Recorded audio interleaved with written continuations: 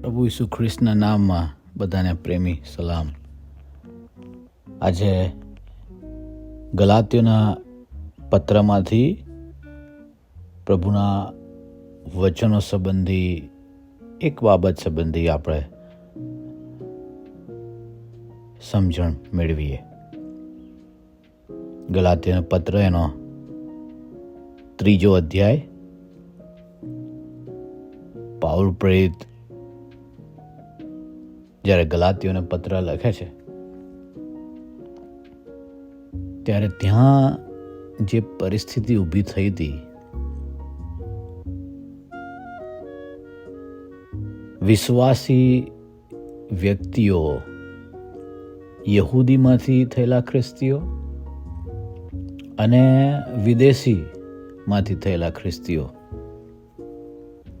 જ્યારે પાઉલ પ્રેરિત મંડળીની સ્થાપના કરી હતી ત્યારે વિશ્વાસથી જીવતા હતા, પ્રભુ ઈસુ ખ્રિસ્ત પરના વિશ્વાસથી જીવતા હતા.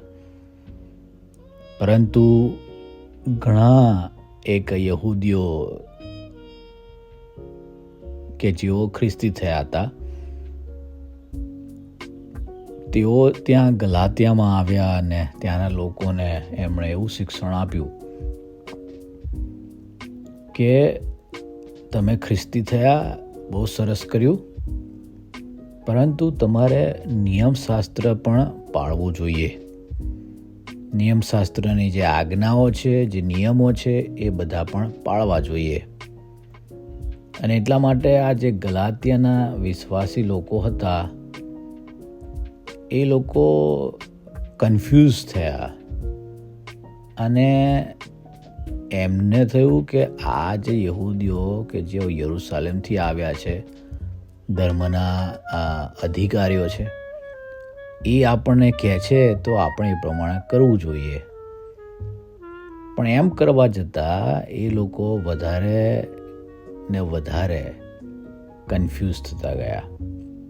આ વાતની જાણ પાઉલને થઈ ત્યારે પાઉલે બહુ કડક શબ્દોમાં ગલાતીમાંના વિશ્વાસીઓને પત્ર લખ્યો. 3 અધ્યાયની 1 જ કલમમાં એ કહે છે, ઓ અણસમજુ ગલાતીઓ, તમારી નજરે ઈસુ ખ્રિસ્ત વધસ્તંભે જડાયેલા સાક્ષાત પ્રગટ કરવામાં આવ્યા હતા, તેમ છતાં તમને કોણે ભરમાવ્યા? અને એમ કરીને પાઉલ પ્રેરિત નિયમશાસ્ત્ર અને પ્રભુ ઈસુ ખ્રિસ્ત વિશેનું અંતર, નિયમશાસ્ત્રનું હેલ્પફુલનેસ, એની જે મદદ છે એ, અને પ્રભુ ઈસુ ખ્રિસ્તમાં જે જીવન છે એની સમજણ એમને આપે છે. અને એ કરતા એ ઇબ્રાહીમનો દાખલો આપે છે. ઇબ્રાહીમે દેવ પર વિશ્વાસ કર્યો અને એને માટે ન્યાયપણાને માટે ગણવામાં આવ્યો. 11મી કલમ 3 અધ્યાયના 11મી કલમમાં કહે છે, ન્યાયી વિશ્વાસથી જીવશે. અને એ જ 3 અધ્યાયની છેલ્લી કલમો જો તમે વાંચો તો ત્યાં પાઉલ પ્રેરિત બહુ સ્પષ્ટ શબ્દોમાં એક સત્ય જાહેર કરે છે. અને સત્ય એમ એ છે કે જે 26મી કલમમાં, કેમ કે તમે બધા ખ્રિસ્ત પરના વિશ્વાસથી દેવના છોકરા છો. અને 29મી કલમમાં એ જ સંબંધ, એ જ બાબતને આગળ કરતા એમ કહે છે કે હવે જો તમે ખ્રિસ્તમાં એક છો તો તમે ઇબ્રાહીમના સંતાન અને વચન પ્રમાણે વારસ પણ છો.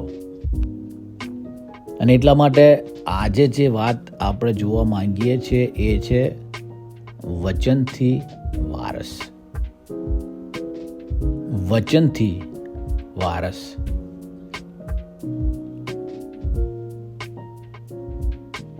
પ્રભુએ ઇબ્રાહીમને વચન આપ્યું હતું કે તારાથી હું પૃથ્વી પરના સર્વ કુળોને, સર્વ પ્રજાઓને આશીર્વાદિત આપીશ. પ્રભુએ ઇબ્રાહીમને વચન આપ્યું હતું કે તને દીકરો થશે અને આકાશના તારા જેટલા સંતાન અને દરિયા કિનારાની રેતી જેટલા સંતાન તારા થશે. વિશ્વાસથી જે વચન ઇબ્રાહીમને પ્રાપ્ત થયું એને કારણે જે પુત્ર જન્મ્યો સારાના પેટ દ્વારા, ઈસાક. અને જ્યારે આપણે વિશ્વાસની વાત કરીએ છીએ ત્યારે પ્રભુ ઈસુ ખ્રિસ્ત પરનો વિશ્વાસ તમને અને મને પ્રભુ ઈસુ ખ્રિસ્તના માર્ગ પર ચાલતા શીખવાડે છે.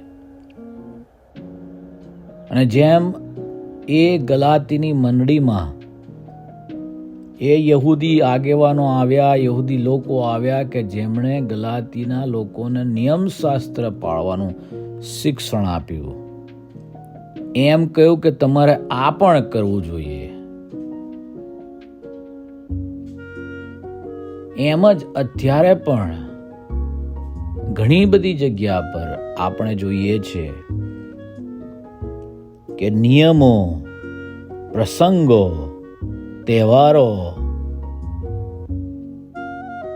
ને આપણા જીવનોમાં એટલું બધું મહત્વ આપવામાં આવી રહ્યું છે.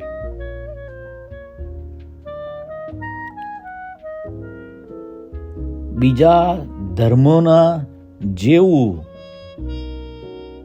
જીવન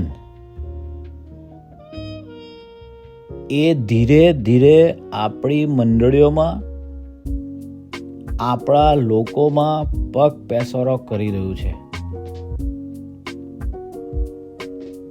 એ ધાર્મિક પર્વોને પાળવા, એ ધાર્મિક પર્વો પ્રમાણે ચાલવું, એ ધીરે ધીરે આપણી મંડળીઓમાં એ દૂષણ એ ઘૂસી રહ્યું છે.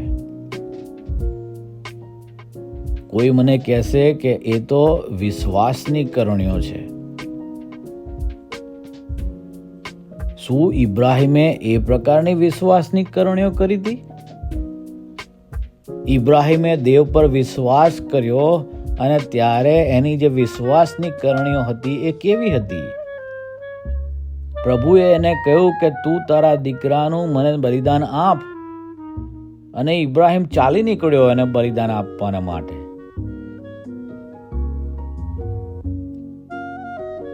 લોતે ઇબ્રાહીમને કહ્યું કે મને એવો પ્રદેશ જોઈએ છે કે જે યર્દનની પાસેનો સરસ લીલોછમ એવો પ્રદેશ હતો, અને લોત કહે છે કે હું ત્યાં જઈશ. ઇબ્રાહીમ કહે છે કશો વાંધો નહીં, તું એ જગ્યા લઈ લે, હું તારાથી બીજી દિશામાં રહીશ. એ વિશ્વાસનું જીવન છે, એ વિશ્વાસની કરણીઓ છે. જતું કરવું, પ્રભુને માટે બધું નોછાવર કરી દેવું, એ વિશ્વાસની કરણીઓ છે. આપણા મંડળીઓમાં, આપણા લોકોમાં આ જે પ્રસંગો, જુદા જુદા તહેવારો ને ઉજવવા, મેળાવડા કરવા, જલસા કરવા, એ બધું કર્યા પછી પણ લોકો ચર્ચ કમ્પાઉન્ડમાં ઝઘડતા શરમાતા નથી. લોકોના ઘરોમાં આજે પણ કંકાસ છે, ક્લેશ છે.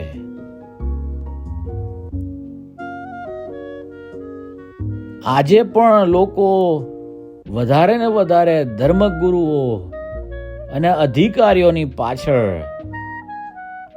ગાંડાની જેમ ચાલ્યા જાય છે.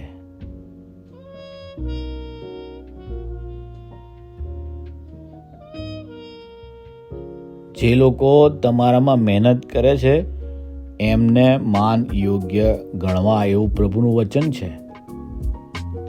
અને ચોક્કસ પ્રમાણે બધા જ લોકોએ એ અધિકારીઓને માન યોગ્ય ગણવા જ જોઈએ.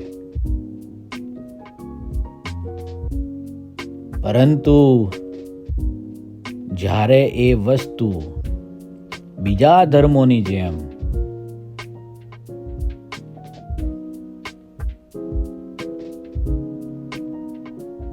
આપણા વિશ્વાસને ઠોકરરૂપ, બીજાઓને ઠોકરરૂપ બને છે, ત્યારે એ સંબંધી આપણે વિચાર કરવો જોઈએ.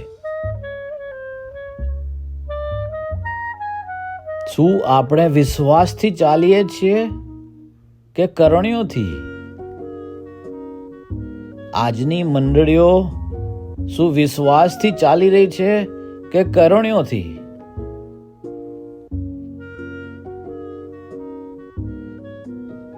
વિશ્વાસની કરણીઓ એ એવી પ્રકારની કરણીઓ નથી હોતી.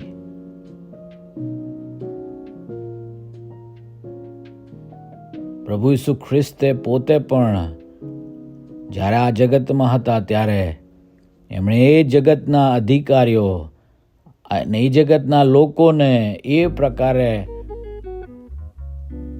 કહ્યું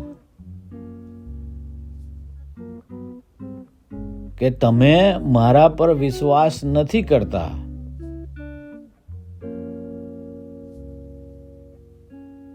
વાલાઓ, ક્યાં ચાલી રહ્યા છો તમે? કઈ દિશામાં તમે આગળ વધી રહ્યા છો?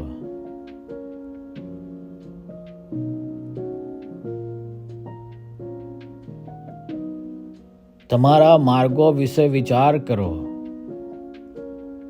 ધર્મો, મેળાવડા, પ્રસંગો, તહેવારો એ બધાને ઉજવવાની પાછળ શું આપણે વિશ્વાસથી ચાલવાની પ્રક્રિયા ભૂલી ગયા છીએ?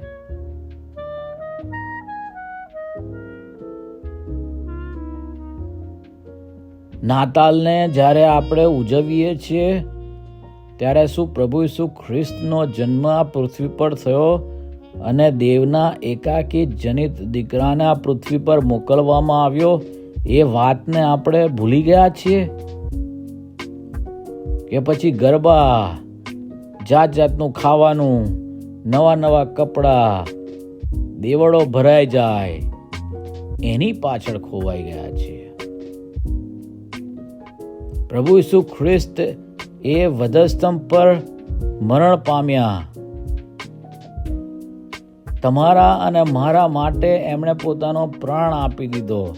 એમના રક્ત દ્વારા તમને અને મને અનંત જીવન માટે માર્ગ તૈયાર કરવામાં આવ્યો. એ વાત ગુડ ફ્રાઈડેના દિવસે શું આપણે યાદ કરીએ છીએ? કે અગેન ફરીથી ચર્ચમાં જવું, મેળાવડા કરવા, સાત વાણીઓનું ની ભક્તિ સભા અને આ ફલાણી ભક્તિ સભા અને આ બીજી ભક્તિ સભા.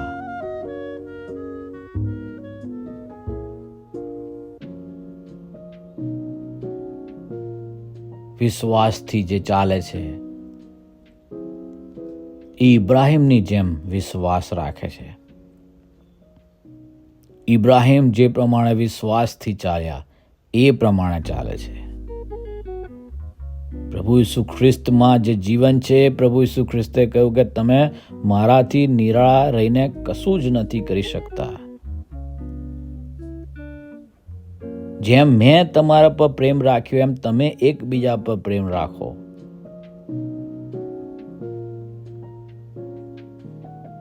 હું માર્ગ, સત્ય અને જીવન છું એવું પ્રભુ ઈસુ ખ્રિસ્તે કહ્યું. મારા આશ્રય વિના પિતાની પાસે કોઈ જઈ શકતું નથી. પ્રભુ ઈસુ ખ્રિસ્ત પરનો વિશ્વાસ અને વિશ્વાસ માત્ર જ એ વારસો આપનાર છે. આ જગતની કરણીઓ, પ્રસંગો, મેળાવડા એ બધું વારસો આપનાર નથી.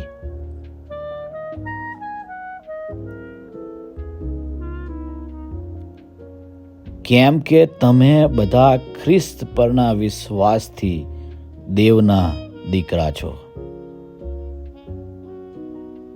અને તમે ઇબ્રાહિમના સંતાન અને વચન પ્રમાણે વારસ પણ છો. આમીન.